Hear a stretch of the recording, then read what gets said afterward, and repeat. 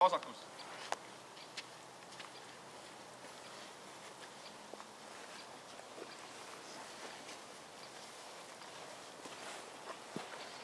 Ja nüüd need mehed teavad samamoodi, see cut-off jaama ette otsida on väljas. Ütlen nii palju, kui lahingkontakt on käinud, paugud, möllud, siis kasutage juba juhtimiseks häält. Et ei pea siis seal vaikselt jälle üritama mingi käemärkidega mingit fiaskot seal korraldada. Juhtige häälega, paugud on käinud, kõik teavad, et olete siin. Okei, otsad luurasid, õigemini otsid selle sulasaal ees läbi ja liikuvad sisse tagasi. Äkki sealt saavad? Ei, teised pool. Miks? On ikka jaon. No, loodan.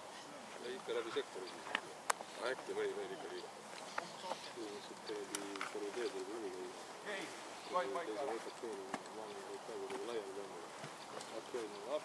See oli see otsjate tegevus. Nüüd läheme tagasi selleni, kui on lahingkontakt, vastane on maas, vastane hakkab ära eemalduma.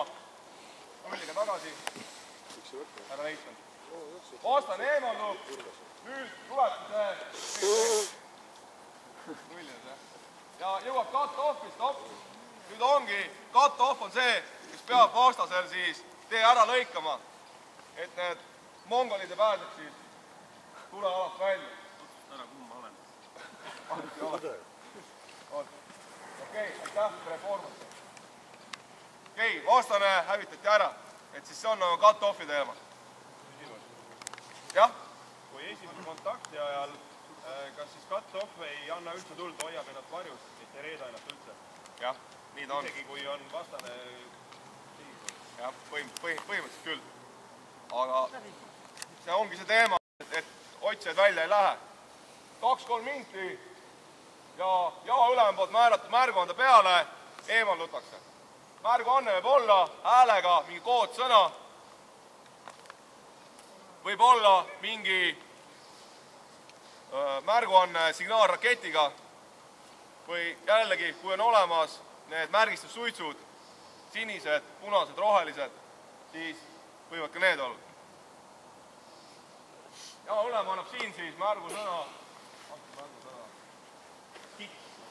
Et see tähendab seda, et eemaldutakse.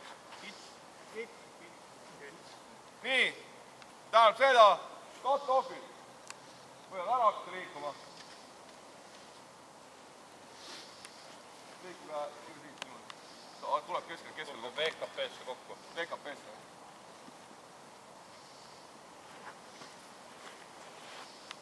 Ja ülem sel hetkel ei pea vaatama kuskile ette taha, pigem jälgib seda, et ta näeb, et need cut-off'id on ära läinud, kui võimalus. Ja ülem nüüd liigutab oma äralõike gruppi. Kui teil on suurem, tappegrupi, kui teil on suurem tappegrupp, siis kindlasti kasutage seda rullimist äärtest keskele. Ja ülem võib siin jälle anda, liigume, läks, mis iganes, kuidas tahab. KP võib jääda viimaseks.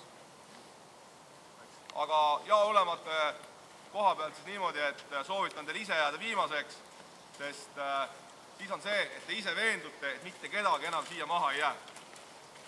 Ja liigute VKP-sse, kus võtate siis ringkaitse.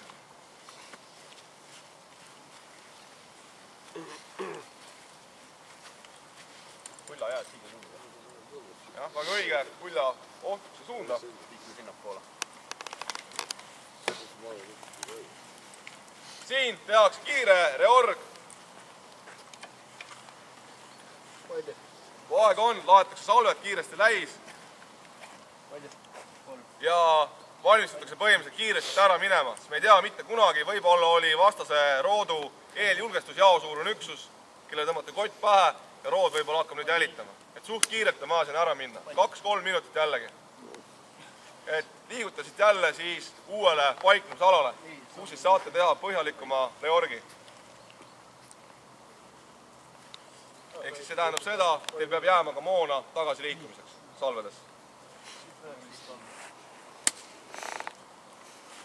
Nii, ja loomulikult ettekanne siis kõrgemale.